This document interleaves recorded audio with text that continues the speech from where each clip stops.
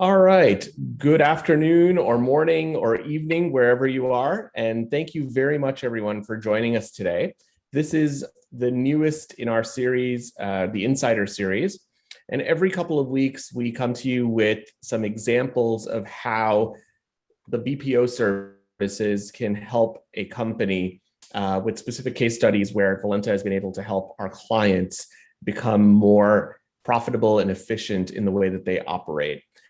So, as everyone remembers, the mission of Valenta is, in fact, to help companies be more profitable and efficient. And we do that through our three core service capabilities: process optimization, digital transformation and automation, and outsourcing.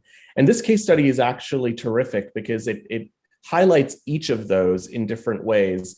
And all of it starts, though, from a foundation of process optimization and understanding and helping a company improve their processes.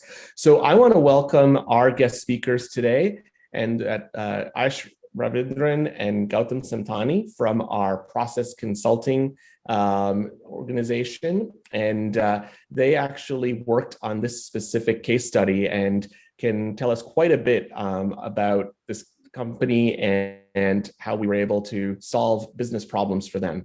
I would just like to remind everyone, please feel free to type questions into the chat and we'll answer questions at the end of the presentation. Feel free to type your questions in throughout and we'll look forward to addressing them. So with that said, I'm going to turn it over initially to Gautam, who's going to get us started. Thanks and welcome, Gautam.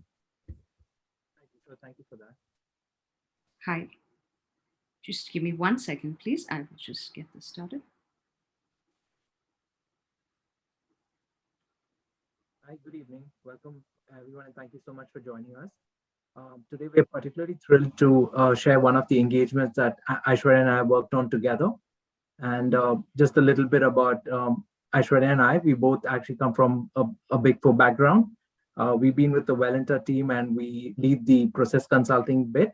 So we work across with several other teams whereby we understand what the clients require, do a pitch pack for the client, work with several teams to get a proposal in place, a scope of work in place, and an approach note in place. So that's one of the key things that we look into to start a project. And the next would be is the overall execution till the delivery of the project, and that would include the feedback.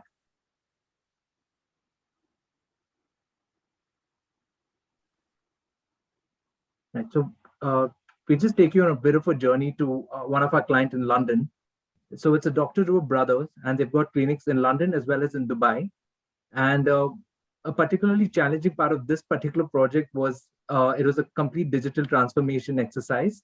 And while the doctors were brilliant as doctors, maybe the business side and the tech side was not a very strong sport that they could work on.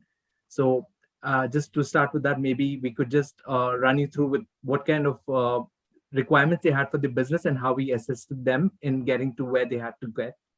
Ash, next slide. So when we were first approached by the client, they were looking to implement Zoho for the entire business transformation. So the entire exercise of scoping and getting the entire business in place was for us to approach it from a Zoho perspective. But we just started looking at all the key challenges that the client were facing. And if I could just run you across one by one to make it a little more understandable from where the client came from and what we understood what the client would require. One, they had no online consulting. So you would have to actually pick up the phone or send them an email to get a consulting. So that would amount to a loss of business, because if customers didn't call them during peak hours, they wouldn't get an appointment, and thereby they've lost a patient or a stream of revenue. And the other problem was the entire system was desktop based, so they couldn't access it on the cloud. And since they have two clinics, one based in London and one based in Dubai, both the brothers used to travel to and fro. And while in Dubai, they couldn't service their patients in London and vice versa. So that was a big issue. Plus, it was tough to get the patient files because it was completely desktop based and not cloud based. So that was, I think, one of the biggest challenges, if I could add. As I mentioned, the patients could only get phone calls during work hours. They couldn't do any real-time scheduling because that again was done on a desktop-based system, which would rather be a calendar. Here, what they required was a real-time dynamic scheduling, whereby if even someone were to cancel it, they would know there's an opening and another patient could book that time. So that would increase their exposure to the patient and increase their revenue. So that was a big challenge as well from the business point of view of their business.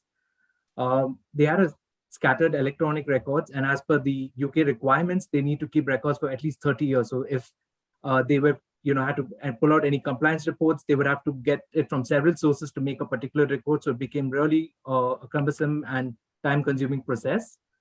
Both the clinics kind of worked in silos. They didn't really talk to one another. It was two complete operations because they were not on a similar platform. So they couldn't quite, exercise their entire reporting mechanism, their compliance mechanism, all that had to be changed. And it was two separate businesses. So the efficiency was completely taken out because of that. And like we said, there was an absence of a reporting system. So apart from the compliance bit, they couldn't really generate any reports from the business. Like for example, if they would like to know the kind of consumables that they need per month, what kind of revenue they were generating, what kind of outstanding payments they had to make to the vendors, or any kind of accounts receivables, all that was not tracked on a real-time basis. And it was done on a very old school paper pen kind of reporting that they were following. They also faced another challenge, was booking of the operation theater. If they had any clients that were supposed to go for any invasive surgery, and they could double book them, and thereby leading to unhappy customers or clients or patients, as you may say.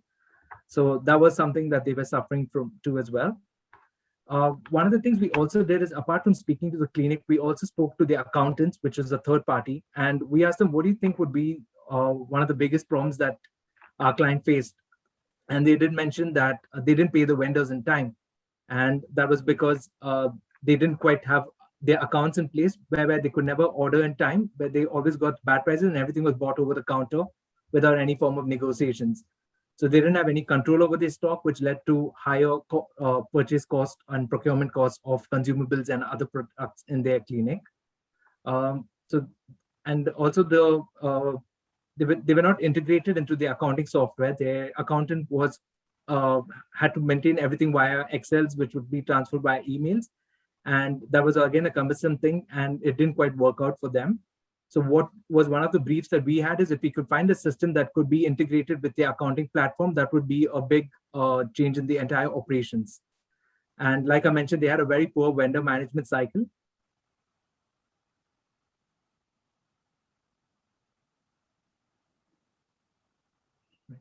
So this approach note could be a little more generic, if I could say that, in the sense we always sit with the management, we understand their requirements, we try to understand their pain points, and just try to foresee a picture and paint a future for them on how we could get their operations in the most optimum spot, whereby we talk about how to integrate their people, their technology, and the process. So everything is process dependent and not people dependent. So just to get that optimal use of the three pillars of any kind of operations. So that's a very generic approach we have to every client, but every client's pain points differ, and our approach and our suggestions will differ based on the pain points.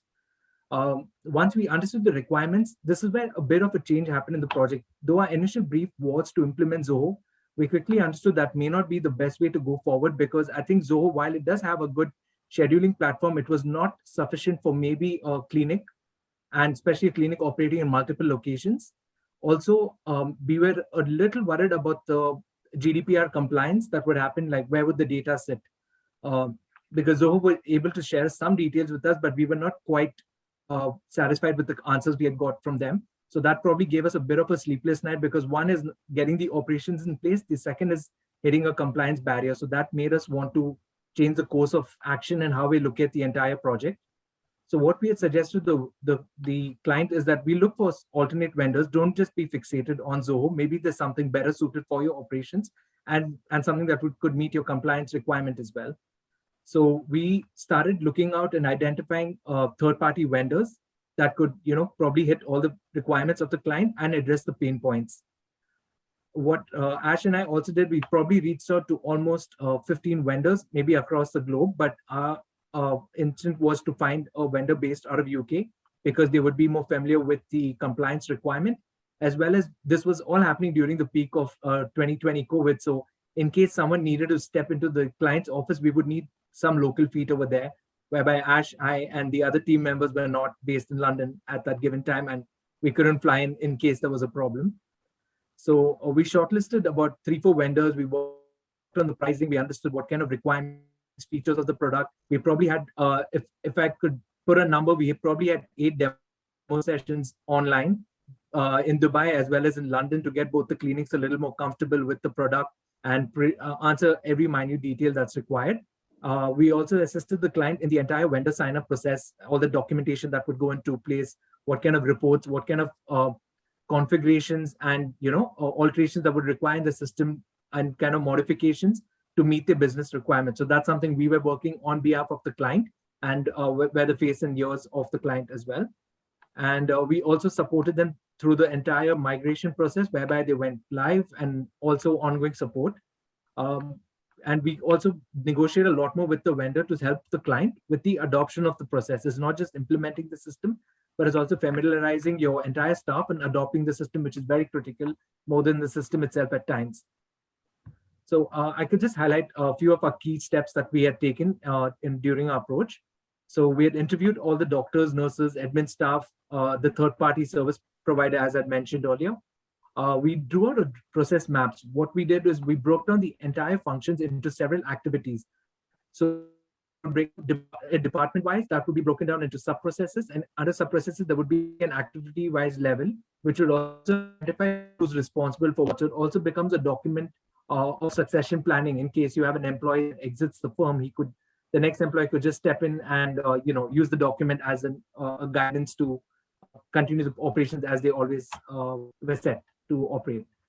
So we just designed the operational design a little for the client. We discussed how the OT room would function, how the disposables will be issued from their stores, how to keep inventory in stock. So those are more like business controls that we were trying to get into place.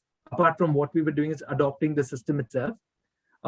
We conducted a comprehensive vendor evaluation. We probably grilled the vendor with maybe endless number of questions and sessions and demos. And to be honest, they were very cooperative on all fronts, and they pretty much made it for every demo session, for every staff that needed to be involved, including the third-party accounting team that wanted to know how this would integrate into their work.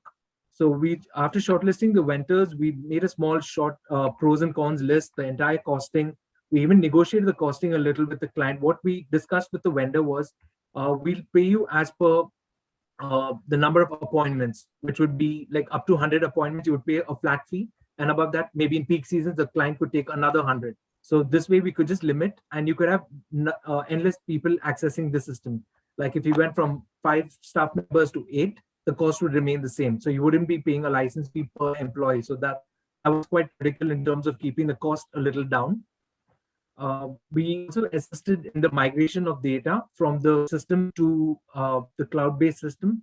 Like I mentioned earlier, one of the good decisions we took is to get a vendor based in London because of the entire COVID situation. No one could really step in case there was a problem. So the vendor assisted us by going into the client's office and pulling out some of the data which was maybe not transferable by email or for various compliance reasons and bandwidth reasons, and they helped us adopt it into the new system. We also helped them into going live, and what the vendor was providing was training sessions post going live on how to utilize the system to its maximum potential. So the staff was trained on a weekly basis or on a selective basis to go on with that. So the end goal was to get the client completely into a new platform, completely digital, on the cloud, on the go, schedule as required, and have reporting at their fingertips. So that was one of our key things, is to get everything they can do on the system on their mobile. So even if the doctor was traveling to Dubai, he could take a consultation in the airport. So that was one way of them increasing their revenue from the business point of view. Second, it was good for the patient interaction and the entire patient life cycle to have everything more automated, where they can cancel the appointments, book the appointments through the system, contact the doctors, even if they're not in London on that given day.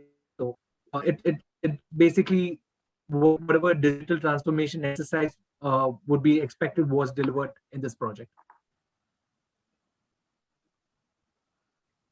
Thank you, Sam. Hi, everyone. Great to connect with you today. I'm just going to continue with the rest of the additional pieces regarding this engagement.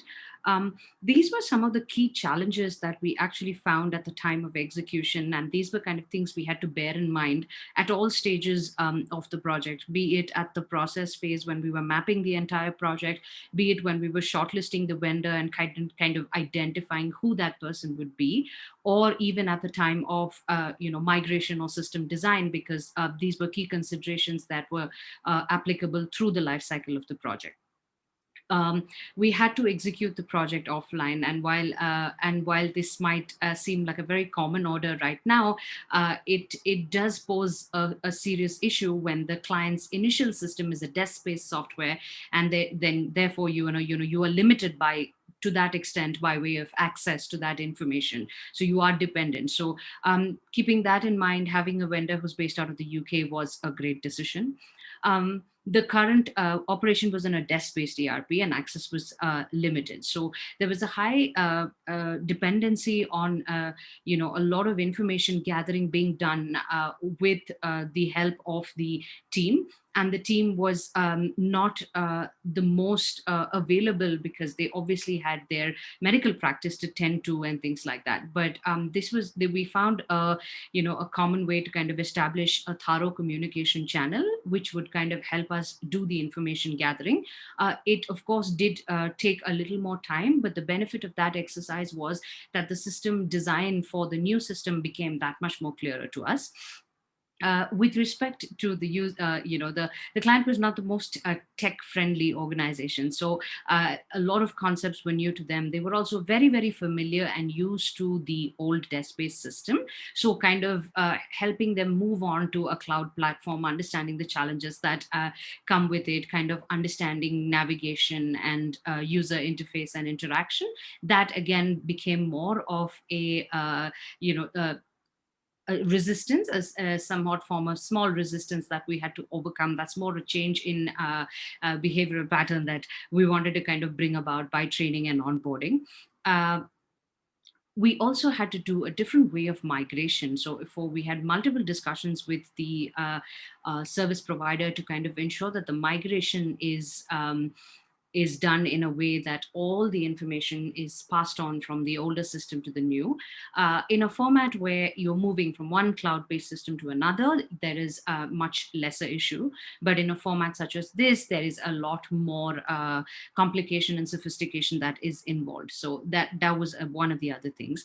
And one of the most important ones is ensuring that all the regulatory guidelines with respect to the National Health Services and the GDPR are kept in mind. So every medical practice in the UK needs to tend to these norms, and they have a series of reporting and auditing requirements that they kind of need to meet in order to ensure that that their practice is registered as a sound practice in the UK. So all these guidelines have to be met at regular intervals. The team has to submit reports, and to that extent, we had to ensure that all those relevant reports and audit trails were available in the system. They were predefined in the system before the information was gathered. So navigating through each of these things was particularly challenging, but it was nice to see that we could overcome all of this with a lot more scheduled communication, with a lot more information sharing and knowledge transfer, and with the cooperation of the service provider, of course. And these were a few key achievements that we were listed here. So we finally enabled the online consultation piece. There were color-coded time slots to optimize patient flow, so that way people in the clinic at a particular point in time can manage things better, and thereby the customer experience is that much more enhanced. Automated appointment reminders by text, kind of completing the entire customer journey for you, ensuring that once people also leave the clinic, if there's a follow-up appointment, or even if it is a new appointment, you kind of have that engagement built with the customer through and through. We needed to ensure that it was GDPR compliant and also compliant by the NHS records. there were a lot of forms which were earlier manual, and by shifting to this system, a lot of them actually became online. So that kind of creates a regime and ensures that prescriptions are, built in digitally. There's a permanent record of the same, and both the doctor and the patient can access it should they want to. The platform was integrated to its accounting function Zero, so that way any kind of vendor payouts and any financial information regarding the clinic was available. There was an audit trail available for all the key transactions that were passed by anyone in the clinic. We also set up the tasks and invoices and follow-up visits, all of that. And the entire interface was designed in such a way that it was user friendly for all the members of the team to access. So be it the receptionist at the front office, the nurse who's handling the inventory and the theater booking, or it is the doctor who's looking at the medical history and then prescribing a medical intervention. All of these people had different access rights and access permissions defined. And of course, with the help of that, they could also kind of document and record the information that was specific to them. We also had a lot of forms which were interacting with the customer. So whether it was consent forms or it was any kind of surveys that were sent to the patient after the medical intervention was complete, all of that could be done online instead of relying on sending it by mail or any other measure. We also unified patient medical records. Patients now had access to their portal. They could actually go in and see their history and actually see what has been the course of their interaction with a particular doctor. And from an administration point of view, there was more visibility to the accounts receivables. There was more control over stock and consumables, and generating accurate invoicing that kind of fed into the Zero software at a later stage was another advantage. So as you can see, not just from a practice point of view, but from all the stakeholders' point of view, be it the customer who's walking in, be it the doctor who's actually consulting, or be it the entire administrative function that is kind of supporting this business, there was value on all sides for all of them.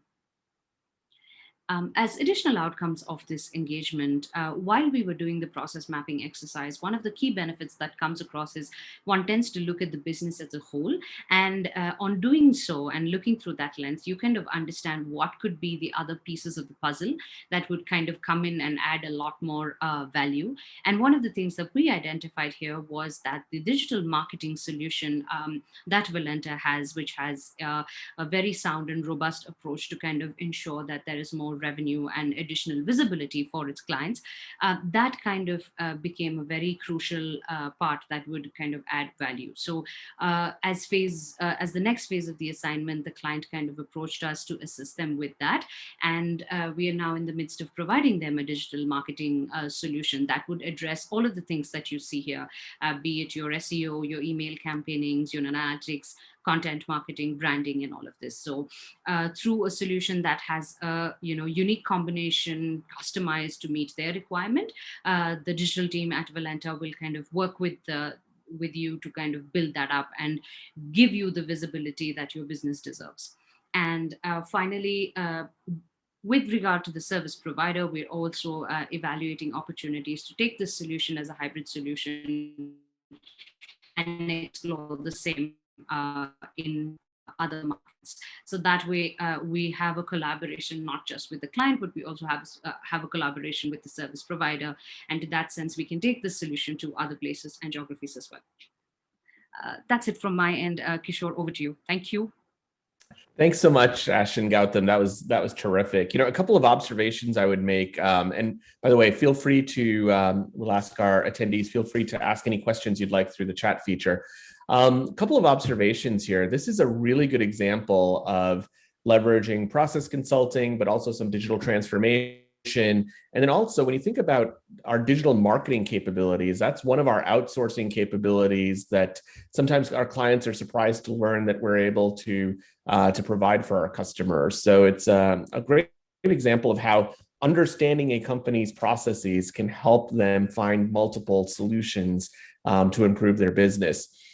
On the digital marketing front, I would imagine this actually is even more relevant to this practice going forward, because if you think about Dubai, which is where their second branch is, that's really an expat city, right? So they are most likely attriting patients that leave their assignment in Dubai and go home or go to their next opportunity, and they need to find a way to find new patients. So presumably, I think the digital marketing can be a really good way for them to be able to find new patients going forward, and the types of patients that would probably find a London and Dubai-based practice really valuable. Is that a fair statement in terms of kind of the need there?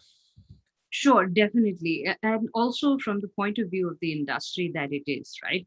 Typically, you're always trying to enhance the nature of the medical interventions that are provided when we talk about aesthetics. And by aesthetics, I mean a range of medical interventions that could, be suited for different people, and it could be the need of the hour for so many things. So there's so many advancements that are happening on a day-to-day basis. It's also kind of important to communicate that to your audience to kind of garner that reach and things like that. So that's where also I think the digital marketing piece kind of really slides in well. And often one tends to ignore that with even the digital marketing solution, as much as there is work that you see on the digital platforms, there's also ample work in the back end.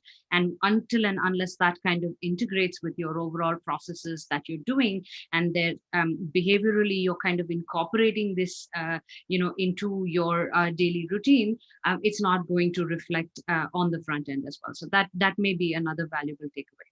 Excellent. So we have a good question here from Manoj. So with the process automation, other than efficiency improvements, were there tangible cost reductions like manpower reduction, et cetera?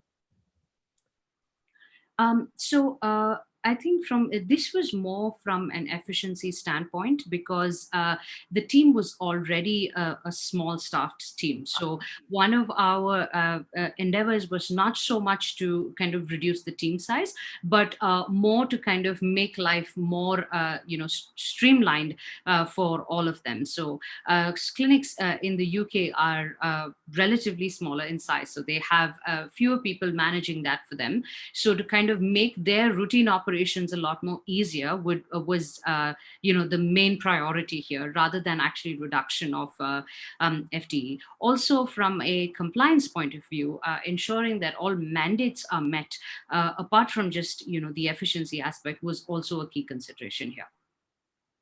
I would also say, in addition to that, another cost, which is probably not a tiny number, was my understanding of this case was that one of the doctors had to travel to Dubai very, very frequently before they were on an aligned system to kind of personally make sure the practice was being run well. And this would reduce the travel cost of having to go back and forth as often once you were on a standardized platform.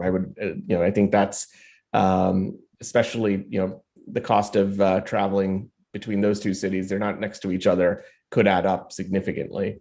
Yes, I also think the element of accessibility of to the doctor also becomes a very important point, along with what you said, Kishore. So when I have video consultations that are facilitated, and I have the understanding that the doctor is available whenever I want to reach out to them and clarify anything, because at the end of the day, when it comes to a medical intervention, I think we all need to kind of rely on the doctor a lot more, right? So I think that makes the customer experience also a lot more superior in that sense, because then your follow-ups are going to be on time despite wherever they are. For a fact that they are going to be accessible in the case of any escalation or an emergency, or just to kind of reach out to them and see if they're doing all right, and just a regular check-in. All of those pieces add so much more value to the customer. It also increases your chances of coming back to the clinic at a later time for a later consultation. So I think even in that sense, the value is a lot more, because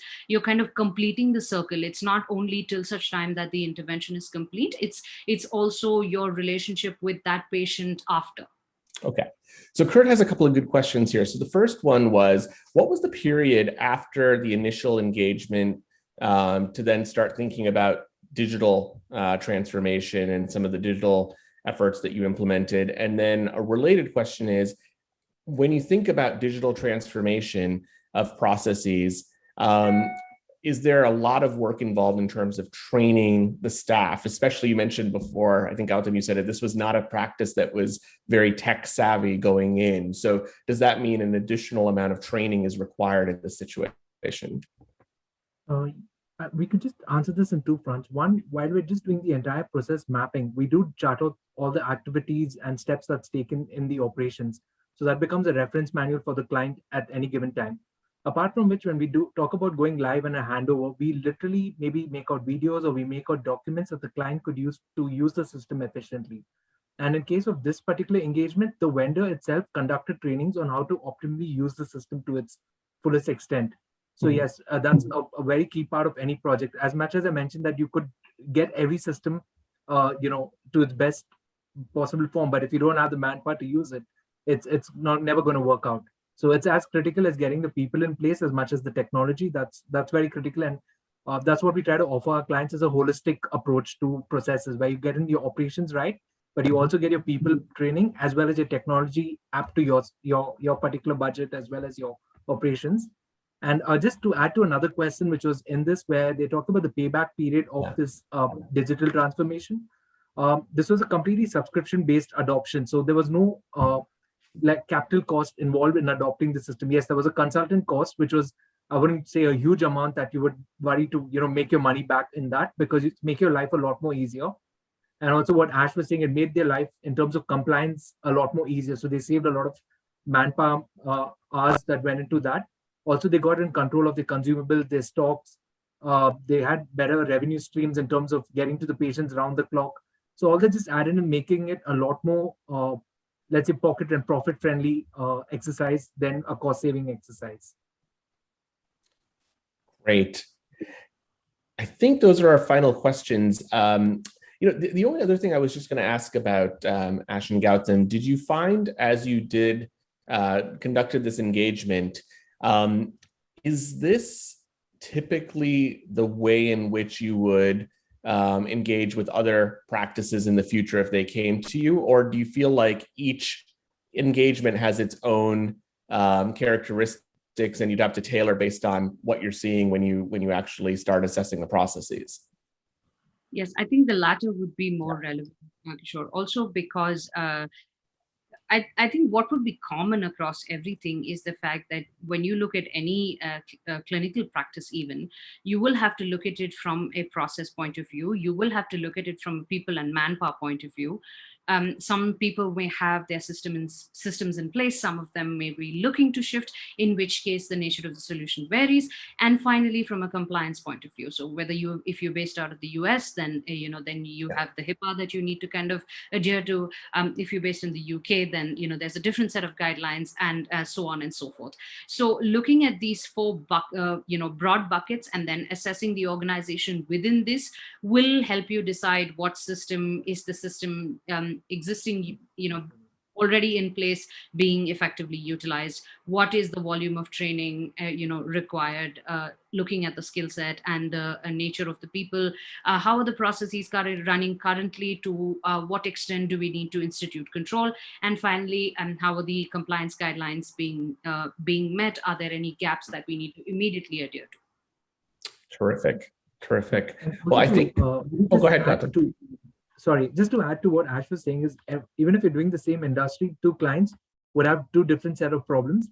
Yes. They have different technology that they've previously adopted to, so we can't just go tell them to discard it. We would have to change our solution based on what they're already using.